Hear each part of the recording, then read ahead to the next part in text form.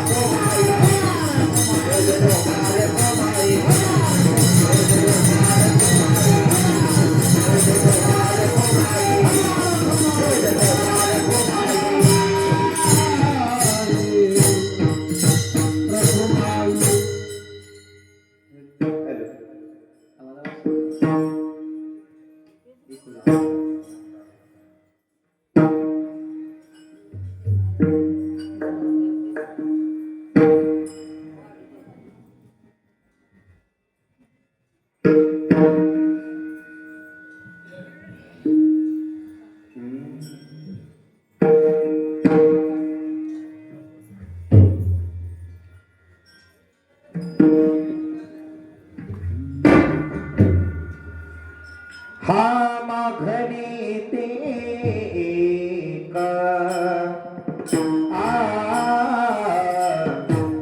तुझ प्रती आहे माघरी ते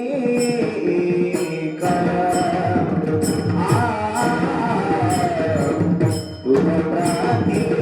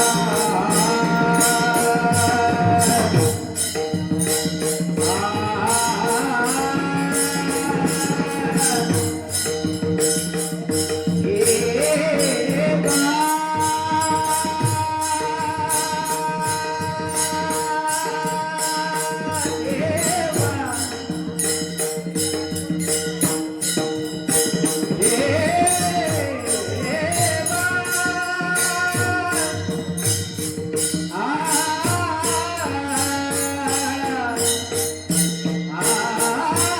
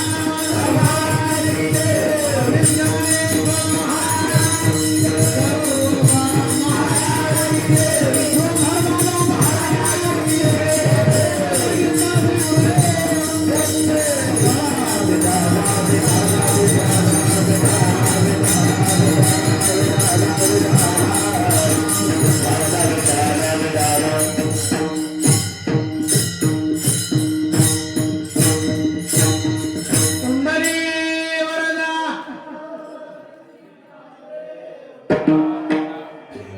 पुढे जास्त झाले जरा जोरात आवाज होते मोठ्याने हा कुंडली वरदा हरी विठ्ठल पंढरनाथ भगवान माऊली ज्ञानेश्वर महाराज जगद्गुरु तुकाराम महाराज नक्की या भावाचं तेलकट खाल्यानं आवाज बसलाय का जास्त खाल्यामुळे बसलाय भजनाचा कंटाळा करायचा नाही चला आजचा आपला हा उपांत्य दिवस आहे उद्या काला झाला उद्या संध्याकाळी काही कोणी इथं जमणार नाही आणि जमतील ते काय कामासाठी जमणार आहेत तुम्हाला माहिती त्या कामाचाही तो उपयोग काही होत सव्वा लाखाची परंतु भजनाचा आनंद घेण्याचा आजचा दिवस आहे त्यामुळे भजनाचा कंटाळा नाही करायचा मी मगाशी सूचना केली त्या सूचनेचा थोडाफार बघून दादा परिणाम झालाय म्हणजे अगदीच बरी असो महायोगपीठे तटे भीमरथ्या वरं पुंडरीकाय धातु मुनींद्रैः समागत्य तिष्ठं तमानन्दकन्दं परब्रह्मलिंगं भजे पांडुरंगा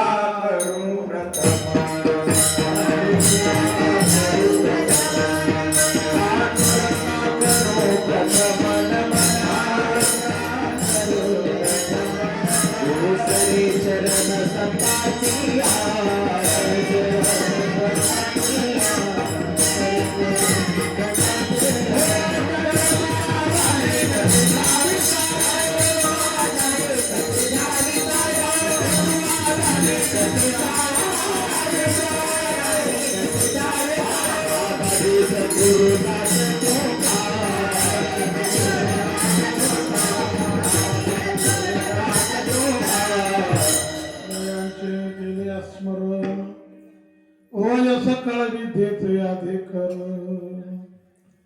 तेची वंदू श्री चरण श्री गुरूंचे ते नमस्कारुने आता ओम नमो ज्ञानेश्वरा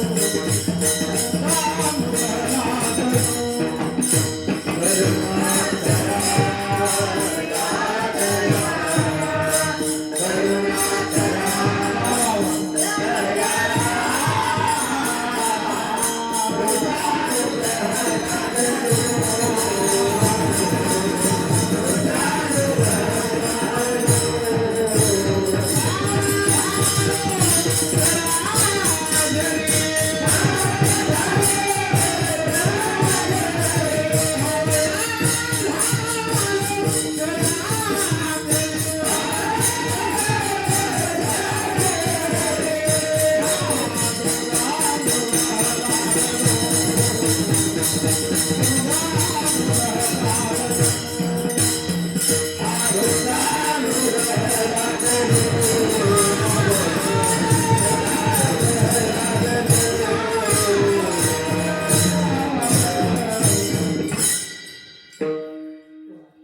ते तुझप्रती आहे देशील तरी पाहे पांडुरंगा या संतास निर्वी हे चिमगदे अनेक तुझ काही न मागो देवा प्रस्तुत प्राप्त प्रसंगी प्राप्त स्थळी कीर्तन सेवे करता घेतलेला अभंग महान भगवत भक्त श्रीमंत श्री जगद्गुरु तुकोबाराय यांच्या काल्याच्या उपांत्य दिवस म्हणजे आजचा हा जागराचा दिवस आणि गुरु दत्तात्रयांच्या चरणी पांडुरंग परमात्म्याच्या चरणी मागणी मागणारा हा आत्ताचा दिवस आहे आजचा. आज मागणी मागायची. आज काय दुर्दशा करावी आपली मागणी पूर्ण करण्यासाठी थोड्या वेळापूर्वी दत्त प्रभू अवतीर्ण झाले आणि उद्या भगवान श्रीकृष्ण अवतीर्ण होणार आहे. या दोन्हीचा समन्वय साधून खऱ्या अर्थानं हा आजचा मागणीचा दिवस आहे. तन मन धन एकत्र करून आपण केलेली ही सेवा आहे. खरंच तसं या तोरणेच्या वाडीमध्ये आल्यानंतर एक वेगळा आनंद आहे. काय असेल काय माहिती. गुरु दत्तात्रयांच्या नामस्मरणाच्या वातावरणाने पवित्र झालेली ही भूमी आहे. फार आनंद वाटतो इथं आल्यानंतर. एक प्रशस्त वातावरण. अगदी इथं आला ना माणूस तर त्यानं आजार पण इथं आल्यावर त्यानं घालवायचं बाबा. आणि इथं आल्यावर जेव्हा आजार पण येत असेल ना त्यानं काड्यावरच उडी टाकली आहे. अरे काय सुंदर वातावरण आहे महाराज. फक्त गारच लागतं ह्या बाजूला. नाही तर वातावरण अगदी छान फ्रेश वातावरण, फ्रेश हवा, फार सुंदर वातावरण. आणि या सुंदर वातावरणामध्ये असणारा आपला सुंदर असा सप्ताह. मी अभिमानाने नेहमी सांगतो की ही आता कमी झाली जरा, नाही तर ही तरुणाई आम्हाला प्रतिवर्ष पाहायला मिळते आणि ती ठराविकच गावांमध्ये पाहायला मिळते. त्यातलं हे गाव म्हणजे तोरणेवाडी. ही तरुणाई पाहायला मिळते. तर नेक्स्ट टाइम सगळी धोत्रा उभं राहावं आनंदाच आहे. तर मला अगोदर एक महिना सांगा, तुम्हाला डायरेक्ट संस्थेचा धोत्रा आणून घेऊन येतो. पण आनंद आहे. अरे आनंद घ्यायचा अगदी प्रशस्त वातावरणामध्ये. हा हे बघा मला तुम्हाला नेसवलं ना. परत वेळेस नेसवायला लागलं नाही पाहिजे. फार चांगलं नेसवलं त्यांना ते गोळे नव्हे तू स्वतःच काय नेसवलं. आता फक्त काय करावं त्या काला झाला की आमच्या बरोबर झाला नाही. आनंद ठेव या गोष्टीचा वेगळा आहे काय. गोड असं वातावरण या तरुणाईच्या माध्यमातून पाहायला मिळतं. जमलेल्या माझ्या सर्व माता भगिनी आहेत. गोड असे लाऊडस्पीकर सिस्टीम आहे. त्याचबरोबर गोड असे चौकदार आहेत. ह्यावेळेस माझे चौकदार बदललेले दिसतात ते बरं का. नाही तर दरवर्षीचे ठरलेले चौकदार इथं काय दिसेल मागणार. माझ्या कीर्तनाला व्हरायटी वेगळी असते. माझं झोप येत ते माझी जेवतानाच माझ्या काढला तर म्हणले हे कोणतरी म्हटलं त्यांना होत आहे ना आज महाराजांचं कीर्तन आहे. तेच म्हणले नाही नाही असू द्या चांगलं आहे तुमचं. त्या दोघांना उभी केली. ती बी दोघं मगाशी इथं उभी होती. ते मला बरं वाटत होतं. आता त्यांनी माझा बी घटस्फोट घेतला आता. डायरेक्ट हे कोपरा तो कोपरा झालाय. म्हणजे उद्या जर इथं काय वाद झाला तर त्या दोघांना पाळाय जागा चांगले. मी मिळू इकडे हे बी पॅक करून टाकलंय आता तुम्ही. ही कृपा माझ्यावरच केली आहे. खेळवेळीचा परमार्थ आपला. गोडाचे गायनाची साथ करणारे श्री हरिभक्तीपरायण काकडे महाराज आळंदेकर आपल्या गावात प्रथमच आणले. आपल्या गावचा आपल्या भागाचा वैभव श्री हरिभक्तीपरायण अनिल महाराज, विराज, स्वराज उदळे, बावधनकर, राज, गोळे, कदम, शिंदे, ढेबे, गुगल, टोनपे रे टोनपे. ते जर आडनाव टोनपे पोरं त्याला म्हणायचे तू फोन पे का गुगल पे, त्यामुळं मला आठवणीत आलं ते गुगल नाव. ते काय नेहमीच सवय असं मग काय करतात पोरं गमतीनं म्हणतात टोन पे, फोन पे या म्हणलं तू कुठला बी पे असो काय अडचण नाही. टोन पे, पवन नागरे पाटील पोरं चांगले येतो. आणि खरं सांगू का, हसून खेळून राहिलं पाहिजे. परमात्मा हे आनंदाचं प्रतीक आहे. इथं बसलेला आहे, दुनियेचा बोज ओराव घेऊन बसलेला असला तर त्याचा काय मस्त पैकी आपलं खायचं पंक्तीत घरी जाऊन निवांत झोपायचं, टेन्शनच घ्यायचं नाही. इथं आलं तर तो फार माइंडनं फ्रेश पाहिजे. तुम्ही सगळे इथं बसलेला आहात. मानकिशोर महाराज गोड मृदंग वाजवत आहेत. त्या दोन्ही गुरु शिष्यांसाठी एकदा जोरदार टाळ्या करायला. दोघे समोरासमोर बसलेत. मानकेश्वरजी महाराज यश आहे. मानकेश्वरजी महाराज कोण असेल नसेल पण आमचे पाटील साहेब तुमच्यावर भेद आहेत. जेवढे तुम्ही चाल वाजवते तेव्हा ते तुमच्याकडे बघते ते मला कमाल का म्हणजे खुश आहेत तुमच्या. मला इथं भ्या वाटायला लागले माझे होतात का.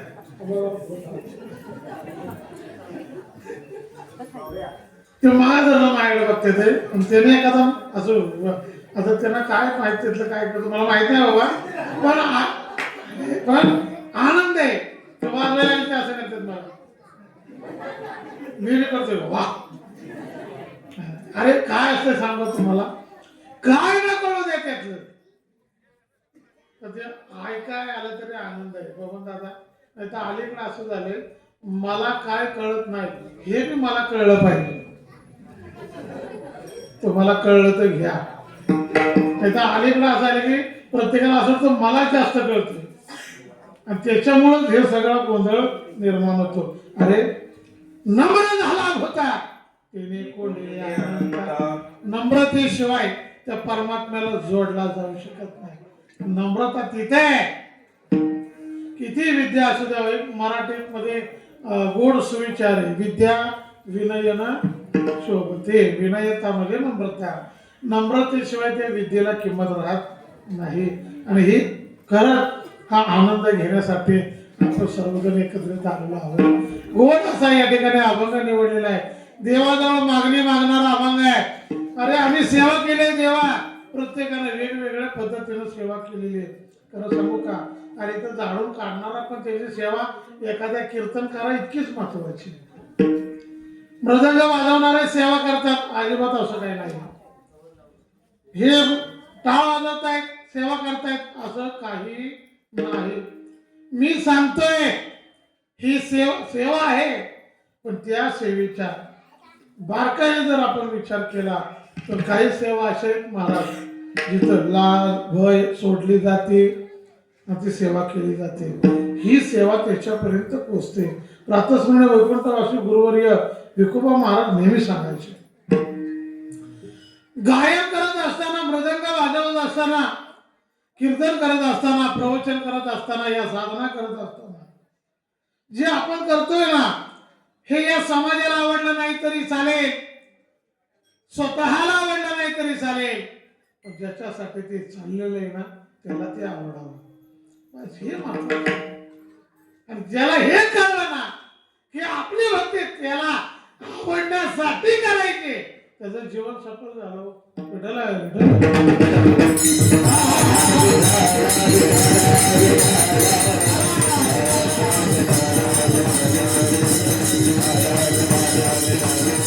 विठ्ठल विचार करण्यासाठी सुद्धा अंतःकरण फार शुद्ध लागतं. बरं हे ऐका रे बारकाईने कीर्तन ऐका. आपली अंतःकरण किती शुद्ध आहेत याचा प्रत्येकाने विचार करावा. अंतःकरण जर शुद्ध असेल तर परमात्मा आपल्या अंतःकरणात राहिल्याशिवाय राहत नाही. आणि ज्या तो परमात्मा आपल्या अंतःकरणामध्ये राहत नाही त्या अर्थ आपल्या अंतःकरण हे मलिन आहे. मलिन म्हणजे काय? गढूळ, खराब, विटाळ विटाळश अरे विटाळस म्हणजे काय नको असं थोडक्यात कळलं का अंतःकरणामध्ये एवढी जागा इतरांनी घेतलेली आहे की देवाला अंतःकरणामध्ये साठवायला आता जागा शिल्लक राहिली नाही देव म्हणतात जर मी तुझ्या हृदयात येऊन राहावं असं वाटत असेल तर पहिले तुझ्या हृदयातली बाहेर काढा खरं सांगा बरं काढू शकतो का आपण बाहेर आज बसलेल्या बाहेर काढू शकतो का अरे काढू शकतो का नाही काढू मी याला तरी नाही तुम्ही मरताना मी त्यांच्या आठवण काढूनच मरणार मी लिहून घेतो तुम्हाला त्याचे नाही तुम्ही काढणार हे मी लिहून घेतो पण आयुष्यावर त्यानं आपलं म्हणलंय त्याची आठवण काढल्याशिवाय तुम्ही राहणार नाही अरे अंतःकरण कसे असावे मृदू सभाय नवनीत तैसे सजनाच चित्त मृदु सभाय नवनीत तैसे सजनाचे चित्त यास्य पंगिता नाही त्यासे धरी जे हृदय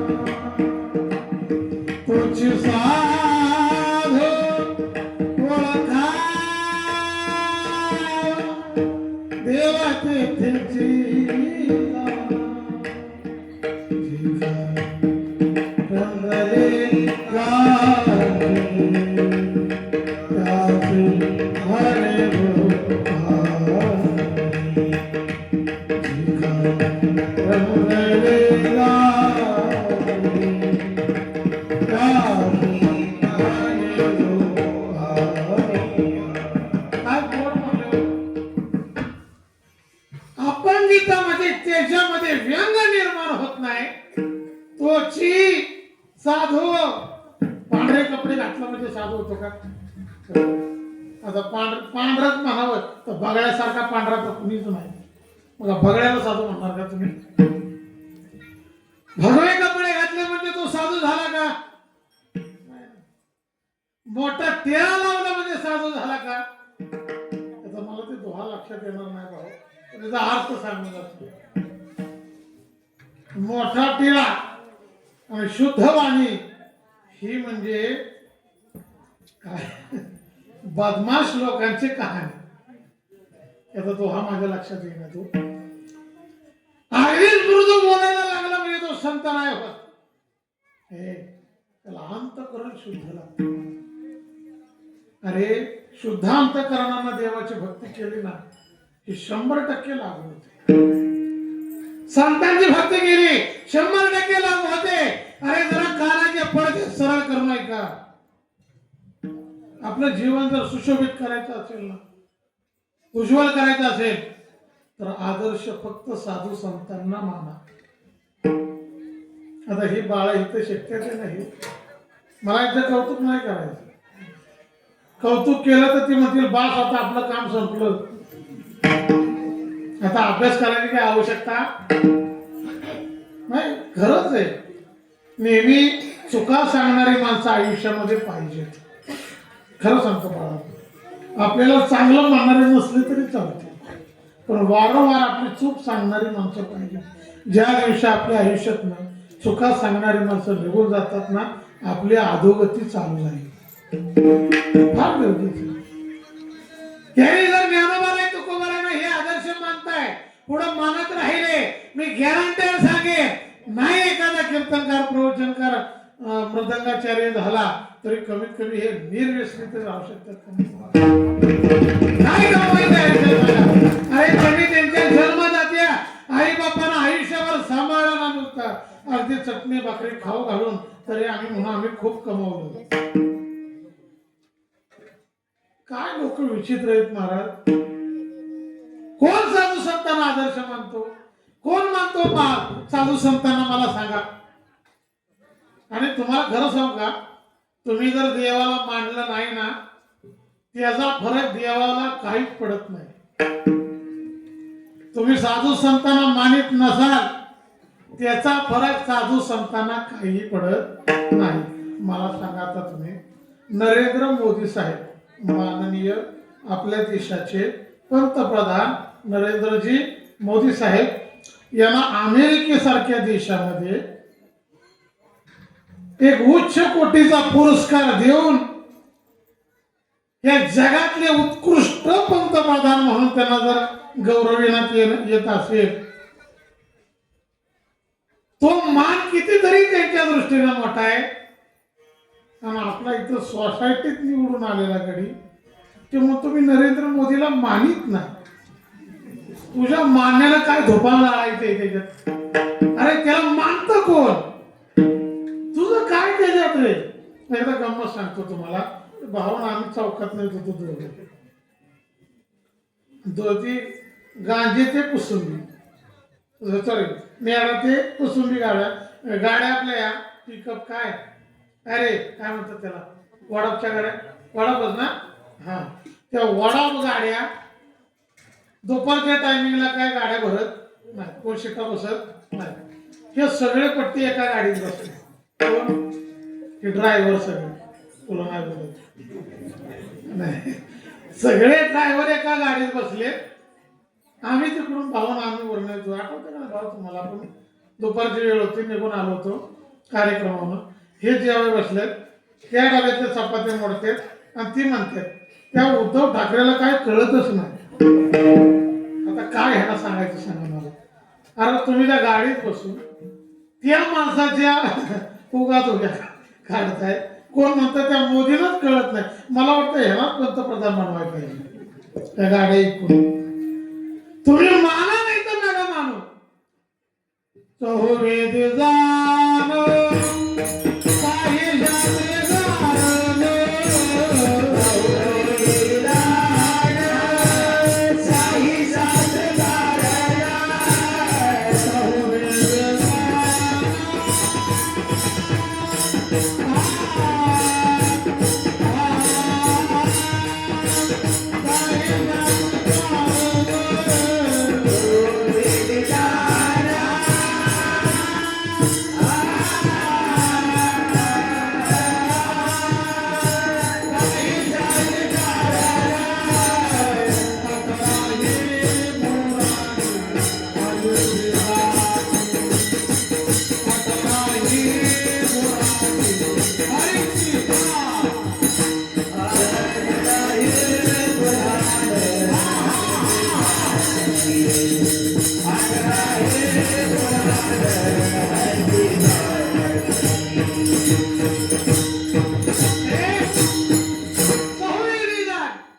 म्हणजे काय? चारीही वेद, 6 शास्त्र त्या भगवंताला जर मानत असतील, आणि तुम्ही म्हणत असाल मी देव मानित नाही, काय आपल्या मानण्याला किंमत येऊ? आणि तुमच्या मानण्यानं त्याला काय फरक पडायचा आहे? नाही. त्याला मानतो म्हणजे आपण फार मोठा तीर मारतो असं नव्हे. अरे अंतःकरणापासून त्याला मानलं. तुम्हाला एक बोलू का मी? आपण तुम्ही देवाला मानता का न मानता? बोला बोला जरा, बोला पटापटा. हा, देवाला मानता का न मानता? तुम्ही फक्त मानतो म्हणता, एवढीच मानता का?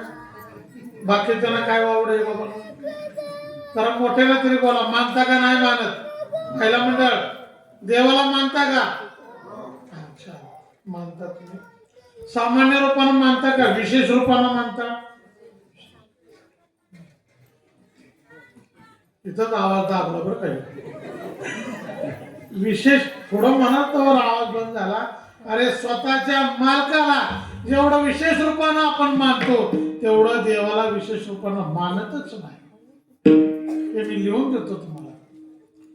आपलं प्रेम आपल्या मुलावर जेवढं आहे, आपलं प्रेम स्वतःच्या बायकोवर जेवढं आहे, आपलं प्रेम स्वतःच्या वडिलावर जेवढं आहे, आपला प्रेम स्वतःच्या आईवर जेवढं आहे तेवढंच प्रेम देवावर आहे असं असणारे किती जण आहेत हात वर करा. बस बाकीचे सगळे टेम्पोत भरा. इकडे हमासला नाही तर पाकिस्तानला नेऊन सोडायला. तर काय तुमचा महाराष्ट्रात जळून उपयोग आहे मला सांगा. विठाला विठाला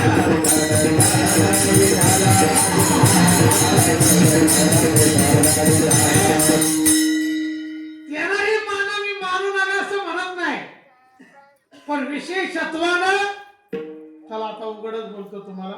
हे बघा कुठे गेलं. हा एकच अलंकार आहे. तुम्ही मेला ना जरी तरी याला हात कोण लावू शकत नाही. बाकी तुम्ही मेला का नाही सगळं काढून घेते. काय तुमच्या बरोबर देणार नाही. सगळं सोनं नाणं घड्याळ अंगठ्या काय असेल ते. आता सोनं तरी काय बघायला राहिले का मला सांगा. पण तेवढं मी ठेवत नाहीत. पण माळेला हात लावायचा अधिकार कोणाला नाही. हा एकच अलंकार असा आहे की जो अलंकार तुम्ही मेला तरी तुमच्या बरोबर जळायला तयार होतो. तरी लोकांना ह्या अलंकाराचं काय वावडे हो. माळ घाला म्हणलं तर लोक म्हणतात आम्ही त्या भानगडीत नसतो. म्हणजे आम्ही भानगडी करतो का. काय कमाल आहे का तुमची बोलणाऱ्यांची. पण माझं काय बोलतील ना मला ना आश्चर्य वाटतं. मी नेहमी सांगतो त्या वरुडला कार्यक्रमाला गेलो होतो. वरुडला दीपेश महाराजांनी तेव्हा 2 व्हीलरवर गेलो होतो. वरुड पुष्य सावळीच्या पुढं कार्यक्रमाला गेलो आणि नेमकी भजनी मंडळ सगळं जेवायला गेलो होतं. एकच म्हातार बाबा आपलं तिथं बसलो होतं. आम्ही दोघे जण आलो. म्हटलं मंडपात तर कोण दिसताना. त्याला म्हणलं हो बाबा हे कुठं गेले सगळे भजनी मंडळ वगैरे. भजनी मंडळ हा म्हणजे म्हणले तुम्ही त्यांच्या टोळीतलं दिसताय. म्हणलं एखादा फळ दाखवून कोयता आणून दे. आता फळ तेवढं रिकामा करून देतो दोघं जण. काय लोक बोलतील त्याचा निर्णय. महाराज मराठी भाषेचा आनंदच घ्या. विठाला विठाला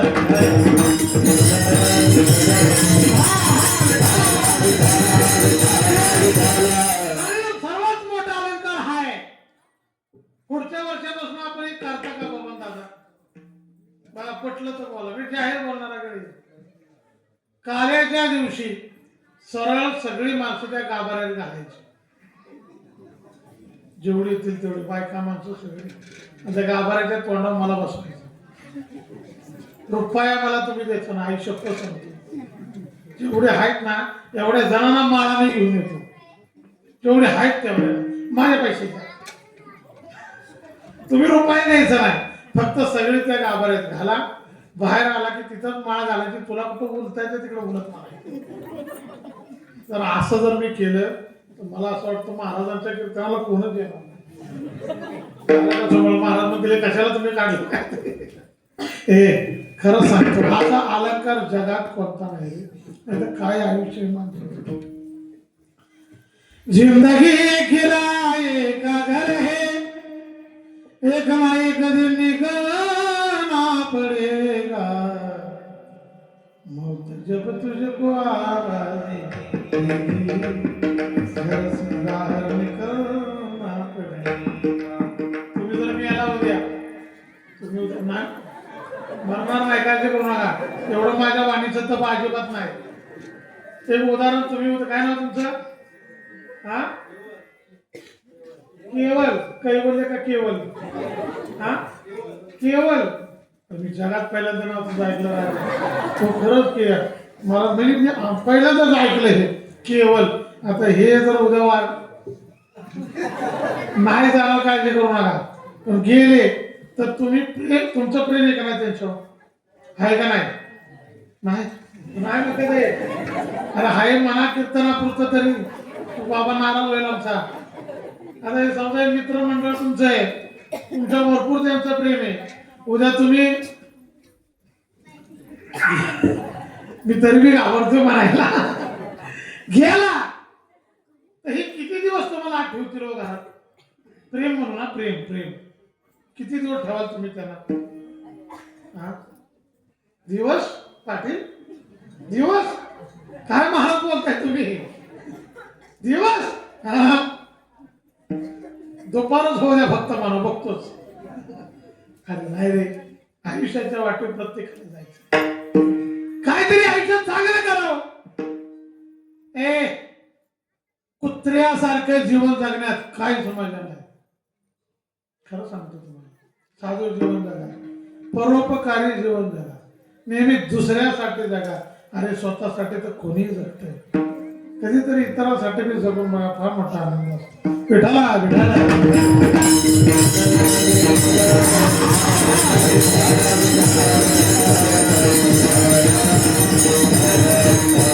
आपल्या जीवनाचं भलं करायचं असेल तर एकच जण करतात, ते म्हणजे संत आहेत, गुरु आहेत. चला आपल्या जीवनातले, आपल्या आयुष्यातले पहिले गुरु कोण येतो? पहिले गुरु गुजळे. कोण आहेत आपले पहिले गुरु? मामा मामी, आई वडील. हा असं मोठ्याने बोल, आई वडील. आता मामा मामी मी म्हणतात, तू घरी इकडे फिरकू नको. आई वडील हे पहिले गुरु आहेत. खरं सांगू का बाळांनो, अरे अंगाचं कातळं जरी काढलं ना, त्यांच्या पायाला चपला म्हणून दिलं, नाही मिळू शकत, नाही मिळू शकत.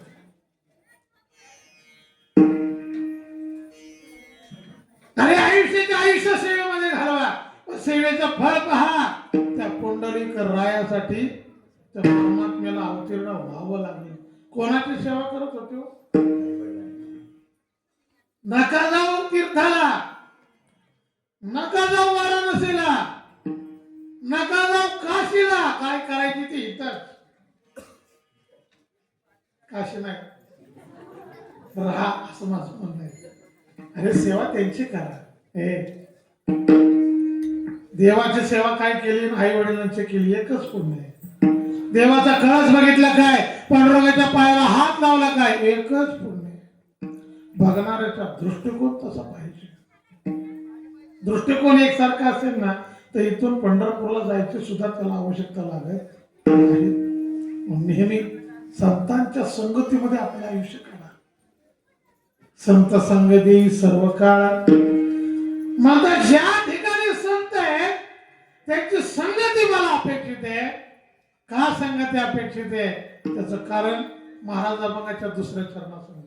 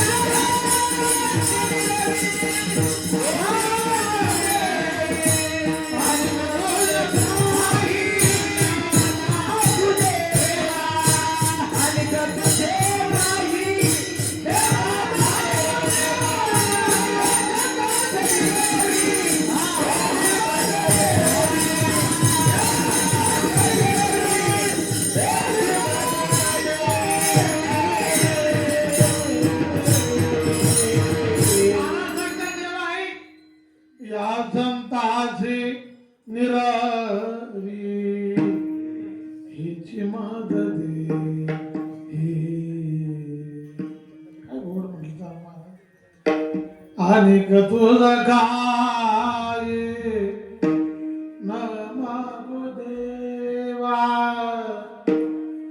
न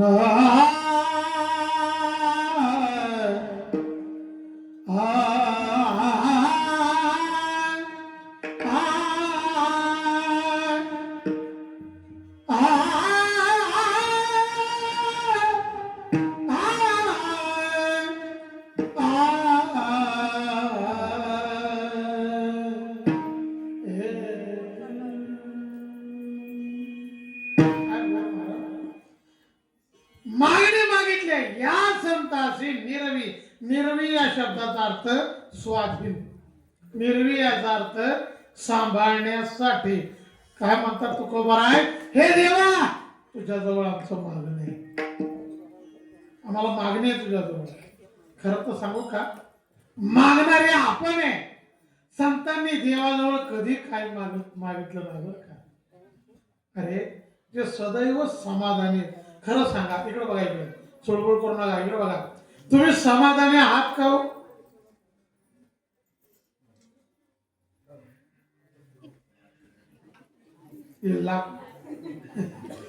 समाधानी आहात का नाही?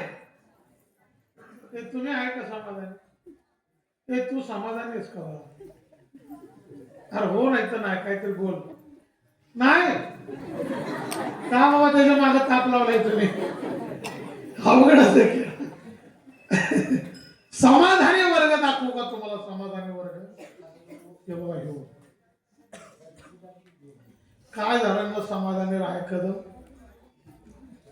मागाना घडून फपाटा उड काय हो समाधान आहे ना? काय ताप काय येणार ना? अभ्यासच करायचा आहे. आमच्या हृदयला मी परवा म्हणलं, सहज हृदय माझा मुलगा पहिलीला आहे, लय बोलतो भारी आहो.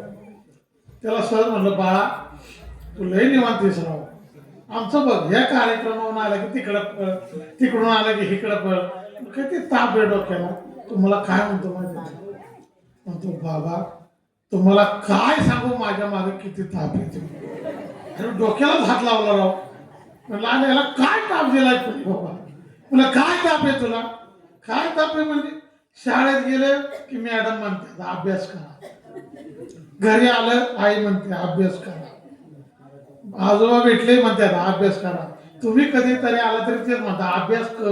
म्हणजे मला किती ताप येईल, नकोस जीवन झाले म्हणतो. काय पुरे महाराज कलाकार एके, काय ताप येऊ आपल्याला? माणसाला सहज विचारलं ना महाराज कसं काय? आता मागाशी मी दोघांत एकांना विचारलं कसं काय, नाव नाही सांगत, पण माणसं म्हणतात बरं आहे. कसं आहे पाटील, तुम्हाला मी विचारलं कसं काय, तुम्ही काय म्हणणार? बरं आहे, बरोबर ना? बरं आहे. कोण असं म्हणतो का मी आनंदी, मी सुखी, महाराज मी समाधानी, माझ्यासारखा आनंदी आमच्या तोरणीवाडीत कोण नाही, असं कोण म्हणतो का? नाही. त्याला मी बरं आहे, बरं आहे, बरं आहे. काय अख्ख्या तोरणेवाडीचा बोल ह्याच्याच बरोबर दिलाय का तुम्ही? काय व्हायला ताण घ्यायची गरज आहे मला? अरे आयुष्यात आनंद, तुम्हाला हे बोलून जातो मी, आनंदी जीवन जगायचं असेल ना तर आपल्या जीवनातले आनंदी प्रसंग नेहमी आठवत जा. म्हणजे याचा असा अर्थ नाही की लग्नातली सिरी सारखे बघत जा, कारण त्या आनंदाची फळं भोगतोय आम्ही आता. आनंदी जीवन जगायचं असेल तर आनंदाचे प्रसंग आठवत जा. माणसाला स्वभाव असा झालाय, आनंदी प्रसंग विसरतो आणि दुःखी प्रसंग साठवतो. बघा कधी स्वतःच्या मनाला विचारा. गुरुवरी चैतन्य महाराज नेहमी कीर्तनातून सांगायचे, दोन माणसाचे भांडण लागल्यावर एक माणूस दुसऱ्याला म्हणला तू गाडावे, तू एकदाच म्हणला, पण हा अख्ख्या तोरणेवाडीला सांगत होता, तू खालच्या आलीचा रामभाऊ मला गाडू म्हणला, तुम्हाला खालच्या आलीचा रामभाऊ गाडू म्हणला. स्वतःच्या बायकोला बी म्हणला तो मला रामभाऊ मला गाडू म्हणला. अरे पण तू एकदाच म्हणला, तू स्वतःला किती वेळा गाडू म्हणून घेणार? दुःख डिलीट करा, ठेवूच नका, नाही तर आपल्या दुसऱ्याला फॉरवर्ड करा. तर साठवायचं नाही, सेव करायचं. जेवढं करा, बसा बसा, जागा मिळेल तिथं बसा. आता विठ्ठल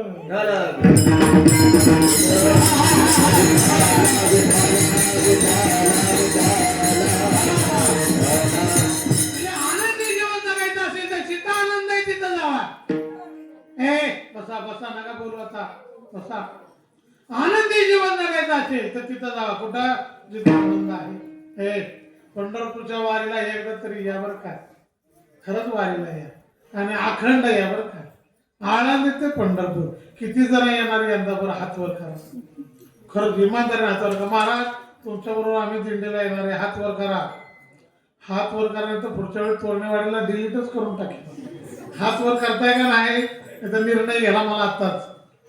अरे आनंद दिंडी सारखा आनंद कुठे आहे? खरंच ना बाळा. अरे वेळ काढा आयुष्यातला. वेळ कोणालाच नाही. इथं बसलेल्या प्रत्येक बोलणारा आपापसात बाळा. इथं बसलेल्या कोणालाच वेळ नाही. कोणाला वेळ नसतो.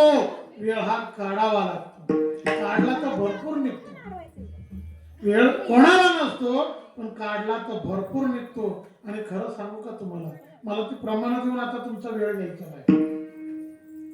पण संतांच्या संगतीमध्ये गेल्यावर जो आनंद मिळतो हा आनंद कुठेही पाहायला मिळत नाही. आनंदाची जोडा पुढं भाऊ सांगता गोष्टी लागता गोडा. हा आपल्या नामाची या चाडा तुका म्हणे भेडा भक्तीशी. बस भक्ती करण्याच्या बाबतीमध्ये माग हटायचं नाही. भेडा म्हणजे काय, तुम्ही भिडला का नाही आता थोड्या वेळापूर्वी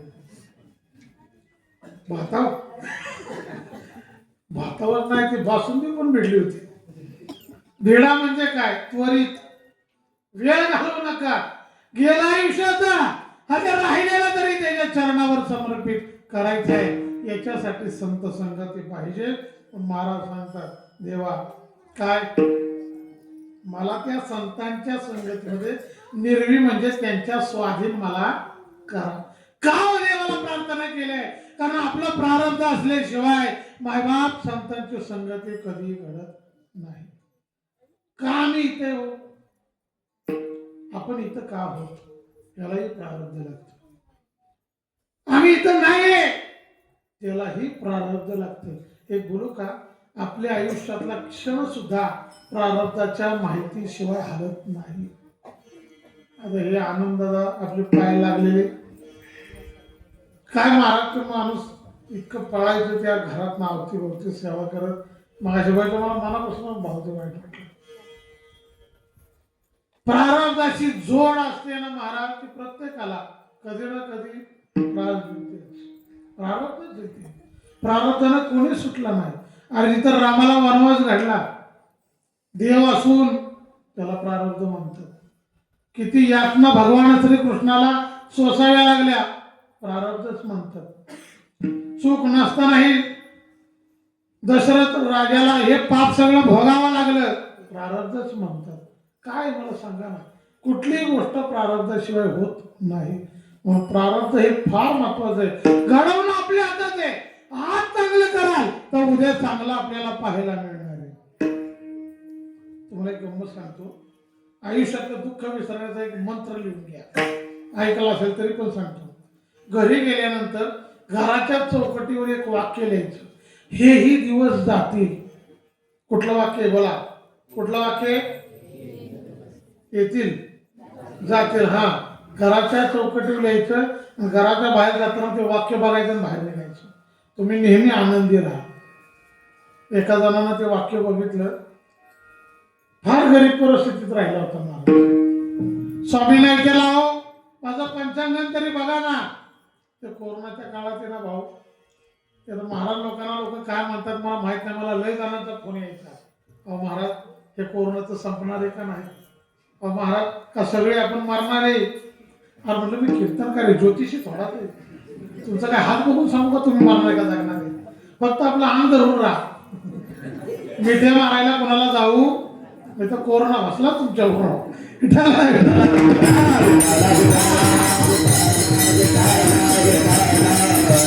फार दुःख त्याच्या आयुष्यात होतं महाराज. साधूंना बोलला मला खूप दुःख होतंय, काय करू? त्याला एक पर्याय सांगतो. घराच्या चौकटीवरले हे दिवस, हे दिवस बोला लोक, हे दिवस जाते लिहे. मग ते उठला का नाही, त्याला त्या वाक्याचं गांभीर्य सुरुवातीला कळलं नाही. पण उठल्यानंतर ते वाक्य वाचायचं, हे दिवस जातील बाहेर जायचं, काम करायचं. हे दिवस जातील बाहेर जायचा, हे दिवस जातील बाहेर जायचा. असं म्हणता म्हणता प्रारब्धाने त्याचे ते दिवस घालवले.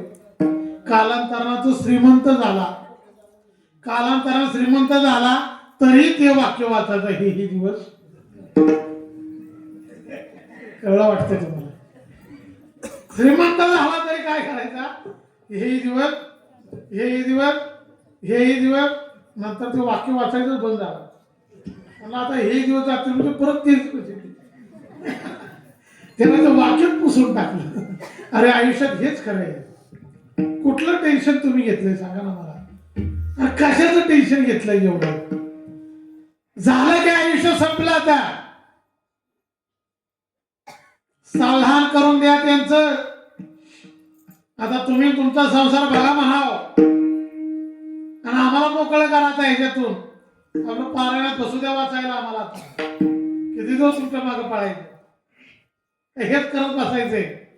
आयुष्य वाया घालू नका. खरंच घालू मायबाप. अरे सगळ्यांना माझी विनंती. 24 तास असतात. किती तास असतात? 24. बरोबर ना? एका दिवसाचे 24 तासातले नामस्मरणासाठी किती वेळ देतो आपण? रामकृष्ण हरी, रामकृष्ण हरी, रामकृष्ण हरी हे म्हणण्यासाठी किती वेळ देतो आपण? बोला बरं. लाज वाटायला पाहिजे आपल्याला. लाज लाज. दिवसभरात अरे त्या चोकोबारांची हाडं म्हणत होते रामकृष्ण हरी. चोकोबारांची हाडं आमची थोबाडं म्हणणार. काय त्या तोंडाला आग लावायची सांगा मला. कीर्तना जरी विठाला विठाला म्हणा म्हणले तर म्हणतात का ना? कुणी ऐकलंय त्यांचं? कशाचा कंटाळा आहे महाराज आपल्याला? नामस्मरण ही एकच साधन आहे, तीही संतांच्या संगतीमध्ये आहे. म्हणून महाराज सांगतात या संतांशी निरवी. मला त्या संतांच्या निरवी म्हणजे स्वाधीन करा. मी आता कुठे? संसारामध्ये. मला कुठं पाठवा? त्या संतांच्या स्वाधीन. त्या गोकुळामधला एक गोड प्रसंग आहे. सगळ्या तोरणेवाडीतल्या सगळ्या गोपिका जेवढ्या इथं दिसते जाय तेवढ्या, घरी झोपलेल्यांबद्दल मी म्हणत नाही, जेवढ्या इथं सगळ्या गोपिका आहेत, भगवान श्रीकृष्ण जन्माला आला तर त्याला सगळ्यांना ह्या सगळ्या जणी हळदी कुंकवाची ताटं घेऊन बघायला गेल्या. कुणाला? कुठं गेला तुम्ही? कुठं गेला? कृष्णाला बघायला. आणि हळदी कुंकवाची ताटं घेऊन गेल्या. देवाला पाहिलं त्यांनी. देवानं त्यांच्याकडे पाहिलं. 2 मिनिटात त्यांचं संसारावरचं प्रेम कमी झालं, बंद झालं आणि त्या देवावर येऊन टेपलं. म्हणजे त्या देवावर प्रेम जडलं. का जडलं? कारण त्या देवासारखा सुंदर या जगात कोण नाही महाराज. अरे त्या मीराबाई काय सुंदर होत्या महाराज. पानाचा विडा खाल्ला ना तर गळ्यातून रस गिळताना खाली उतरताना लाल दिसावा इतक्या नाजूक होत्या. त्या आपल्यासारख्या होत्या. आपल्यासारख्या होत्या. मालिकेकडे बघते तिसरीकडे. त्याला बी कळलं हे कोणाकडे बघतोय. काय रे हे हेकना देखना काय त्याला होतंय मला पण काय. अरे काय देखणी देखूनपणाचा कळच आहे.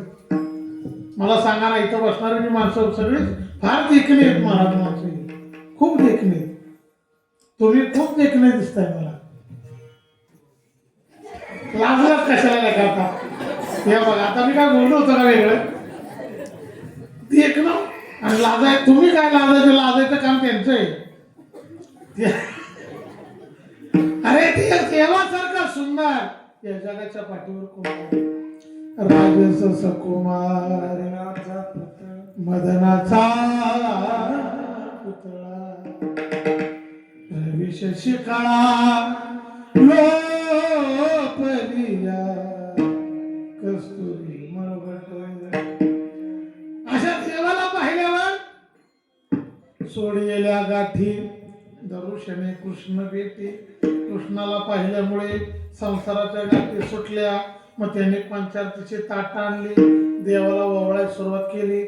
महिला मंडळ तुम्ही फक्त बोला, पंचारतीच्या ताटामध्ये काय काय घेता? भावाला ओवाळता का नाही? का दगडी घेऊन मागं लागता? मग बोला काहीतरी. हळदी कुंकवाच्या ताटात काय काय घेतात? निरंजनी, आणखी हळद कुंकू, आणखी तांदूळ, वा, आणखी गोड पदार्थ, आणखी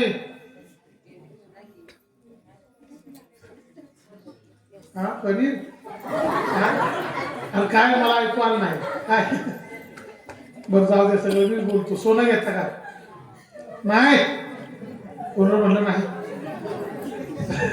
मला खोटं बसवलं का? सोनं घेता का? सोनं नक्की. भाऊबीजेला भावाला ओवाळताना काय करायचं? हळद कुंकू सगळं लावायचं, सोनं घ्यायचं, त्याच्या डोळ्यांना कपाळाला लावायचं, इकडून एकदा फिरवायचं आणि नजर लागू नये देखना दिवा बॅटरी भर दिवसा बघायला लागतोय उजेडाचा, नजर लागू नये म्हणून ते सोनं ओवाळता की नाही? ओवाळता का नाही? मग ते सोनं ओवळून झाल्यानंतर त्या भावाला देता का तुमचं तुम्ही माघारी घेता? अगदीच गप झालं, माघारीच घेता ना. आता परतच्या वेळी तसं करायचं नाही. भावाला ए भावाला ऐका, मजा करतो तुमची. हा, भावाला ओवाळताना काय करायचं? लय नाही, फक्त 5 तोळ्याची अंगठी घ्यायची. किती? लय नाही, अजिबात मोठी अपेक्षा नाही, फक्त 5. काय तोळा हे आता? तोळा काय चाललाय? लाखाच्या वर गेला का? फक्त 5, 6 लाख वरचं 25 सोडा, फक्त 5च लाखाचा प्रश्न आहे. मागच लागायचं घरच्यांच्या. आता भावाला ओवाळायला सोनं पाहिजेच, अंगठी म्हणायचं, सोनं घ्यायचं आणि भाऊबीजेच्या दिवशी आला का नाही ओवाळायचं आणि ते सोनं त्या भावाला द्यायचं म्हणतात का बघा की.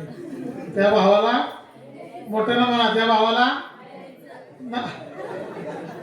मला फसवायला लागले. तुम्ही जोपर्यंत द्यायचं म्हणत नाही तोपर्यंत मी पुढे जाणार नाही. त्या भावाला अरे द्यायचं म्हणे, त्या भावाला द्यायचं. आणि असा जर तुम्ही निर्धार पक्का केला असेल तर मलाच भाव माना. अगदी सोपा पर्याय, एकदा तोरणीवाडीला यायचं.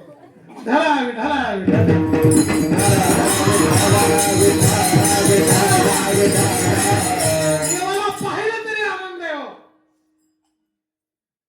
देवाची आपली भेट घालवून देण्यासाठी मध्ये पोस्टमनाचं काम करणारे कोण आहेत? तर ते संत आपल्याला त्याची भेट घालून देतात. म्हणून महाराज सांगतात, या सर्वांतात निर्वी हेची मदत दे. देवा मला हेच दे.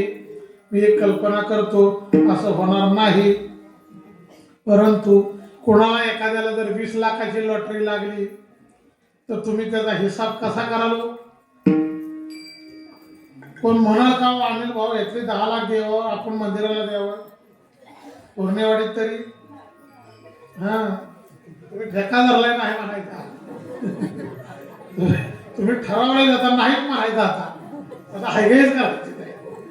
अरे खरं आहे त्यांचं सुद्धा. पैशाचा मोह कोणाला आवडतो महाराज? आणि कोण वाटते? प्रत्येक जण हे पेंट्याच्या नावावर, हे बबलीच्या नावावर, हा हे गुड्डीच्या आईच्या नावावर, सगळ्यांनी वेगळे वाट लोक करतात. पण कधी असं वाटतं का त्या देवाला सुद्धा द्यावं? देवाला लोक देतात, किती देतात? 11. 10 रुपये असले ना तर दुसरी 10ची नोट असली तर देत नाही. 1 रुपया शोधायला दुसऱ्याकडे जातो. म्हणजे इतका चिंपूसपणा त्याच्यात करते. अरे पेरलं पाहिजे, पेरलं तरच उगवणार आहे. तुम्ही पेरलंच नाही आणि उगा त्या बांधाच्या कडला जाऊन म्हणाल कधी उगवतंय? उगवणार आहे कधी नाही. पेरणी केली पाहिजे. म्हणून हे संत महात्मे आयुष्य उज्ज्वल करत असतात. म्हणून महाराज सांगतात, त्या संताची निर्वी हेची मला हेच दे देवा, मला दुसरं काही नको. देव जर आपल्याला प्रसन्न झाला, आपण काय काय गोळे तुला देव प्रसन्न झाला, काय मागशील बाळा? असं कल्पना करू, तुला देव प्रसन्न झाला काय मागशील? यश, तुला देव प्रसन्न झाला काय मागशील? काहीच नाही. असं कसं होईल? प्रसन्न झालं, माणसाची अपेक्षा फार मोठ्या आहे. तू काय मागशील रे? तुझं नाव काय? हा काय? रुद्र. तुझ्या जिभेपेक्षा नाव जडी ती झालं का? तू काय मागशील रे बाळा देव प्रसन्न झाल्यावर? विचार करू सांगतो. ऐका, प्रत्येकाच्या समजा तुम्ही काय मागालो पण आलो का माझ्या मुळा आता काय? प्रत्येकाची आवड वेगवेगळी असते. अरे देव प्रसन्न झाला ना तर देवाला देवच मागा. देव प्रसन्न झाला तर एक वेळ निळोबाराने धावा केल्यावर परमात्मा आला तर निरोप आला. परमात्म्याला सांगतात तुझं लागी इथे बोलाविले कोणी, प्रार्थीला वाचून आलास का? तुला इथं आम्ही बोलावलाच नाही देवा. तू न तुझी प्रार्थना केली नाही, तू आलास कसा काय इथं? मग आम्ही ज्याची प्रार्थना करतोय ते मला पाहिजे. कोण? संत. म्हणून महाराज सांगतात त्या संतांच्या स्वाधीन करा, हेच माझं मागणं आहे. आणि मागण्याचा अधिकार काय आहे? अभंगाचं प्रथम चरण. हा मागणे ते तुझं आहे.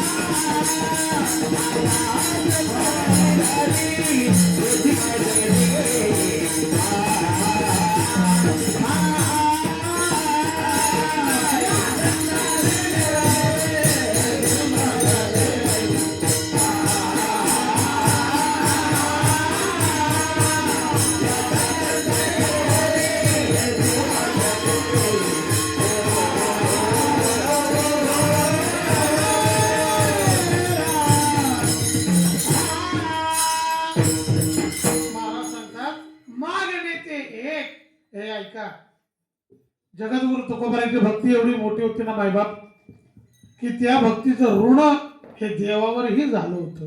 म्हणजे देवावर व्याज व्याज तयार झालं. कारण तुकोबारांची भक्ती अशी होती, आयुष्यात कधीही देवाला काहीही मागितलं नाही महाराज. हे ऐका, संकट प्रत्येकाला येतात, पण त्या संकटामध्ये सुद्धा तुकोबारांनी देवाला कधीही मागितलं नाही. पण या संकटातून सोडवणारा निश्चितच तो परमात्माच आहे, हा मात्र विश्वास नक्कीच होता. किती संकट आली महाराज तुकोबारांनी, नाही कधी मागितलं महाराज. अरे तुकोबारांची परिस्थिती काय आहे? त्याच्या घराला कधी छत नव्हतं महाराज. पौर्णिमेचा चंद्र घरात झोपले दिसत होता. अशी परिस्थिती, कधी नाही मागितली. छत्रपती शिवाजी महाराजांनी नजराणा पाठवला, नाही स्वीकारलं त्याला. काय भक्ती आहे महाराज. आम्हाला देव प्रसन्न झाला तर लिस्टच काढतो बाहेर. आता पालक मिटिंग असली ना, पालक मिटिंग ह्यांच्या आईबाप येतात महिन्यातून एकदा. ह्यांना विचारलं काय काय आणायचं रे, अशी यादी काढते, ते पालकांना दाखवाय. तुम्हाला ती यादी दाखवली तर पालक म्हणतील परत येऊ का नको बाबा इकडे. यादीच लोक काढतात, मला हे पाहिजे, मला ते पाहिजे, मला ते पाहिजे. अरे निस्वार्थपणानं भक्ती करा, कुठल्याही स्वार्थाची अपेक्षा ठेवू नका. अरे प्रारब्ध दिवशी जोडे धर, प्रारब्ध दिवशी वाडे मार, नशीब जेवढे ना तेवढाच पैसा मिळणार आहे. तुम्ही किती काळ्या रानाला टाकरा मारा, दिवस रात मारा, वाढ नाही होणार.